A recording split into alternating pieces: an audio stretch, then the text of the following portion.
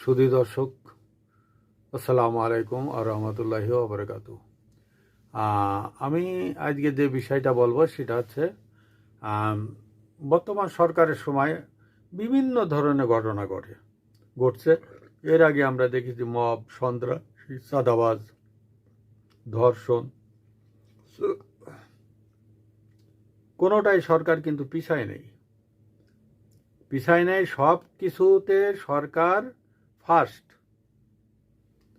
কারণ এই সরকারের সময় অনেক সময় দেখেছি ছিটে ফুটা দুই একটা অ্যারেস্ট হলেও তাদের কিন্তু কোনো বিচার হয়নি। তারা একটাই বিচারই করেছে, শেখ হাসিনার কেসের রায় দ্রুত দিয়ে দিচ্ছে। এইভাবে যদি প্রত্যেকটা কেসের রায় দ্রুত দিয়ে দিত তাহলে দেশের অবস্থা এরকম বারোটা বাজতো না। সম্প্রতি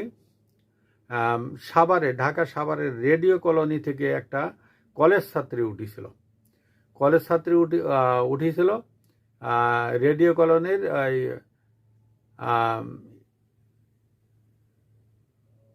ওখান থেকে উঠে সে যাবে আশুলিয়া যাবে। এখন আশুলিয়ার কাছাকাছি যায় দেখা যাচ্ছে যে আস্তে আস্তে অনেক যাত্রী নেমে গেছে। একসময় সবই নেমে গেছে। সে যে স্টেশনে নামবে তাকে সেই স্টেশনে নামতে দেওয়া হয়নি। এই কলেজ ছাত্রীকে না নেমে বাসটা চালাইতে চালাইতে চলে গেছে এই চলন্ত বাসের যে অন্য স্টাফরা আছে এই ছাত্রীকে পালাক্রমে ধর্ষণ করতেছে। এই বাসটা চালাইতে চালাইতে চলে গেছে কোথায়? টাঙ্গাইলের করটিয়ায়।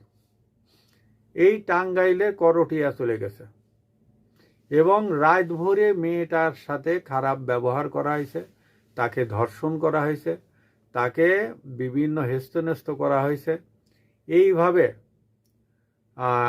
এই মেয়েটার উপরে অত্যাচার করা হয়েছে। আমার প্রশ্ন যে এইভাবে যদি বাংলাদেশের মেয়েদের উপর অত্যাচার করা হয় তাহলে মেয়েরা নিরাপত্তা কোথায়? এবং এই মেয়েরা যে রাস্তায় নামবে তাদের কাজে, তাদের কলেজে, তাদের স্কুলে বা আনুষঙ্গিক অনেক কাজ আছে তারা যে করবে, অনেক সময় মেয়েরা কাঁচা বাজারও করতে যায়, সন্ধ্যাবেলা যায়, এই সকালে যায় কলেজ বা ইউনিভার্সিটিতে, তারপরে বিকেলে আসে আবার টিউশন নিতে যায় বা পার্ট টাইমে একটা কাজ করতে যায় বা কারোর বাসায় যায়, মামা খালার বাসায় যাইতে পারে, চাচা চাচির সাথে দেখা করতে যাইতে পারে। তা তখন হয়তো যে কোনো কাজে সে আশুলিয়া গেছে, নামতে দেয়নি। আর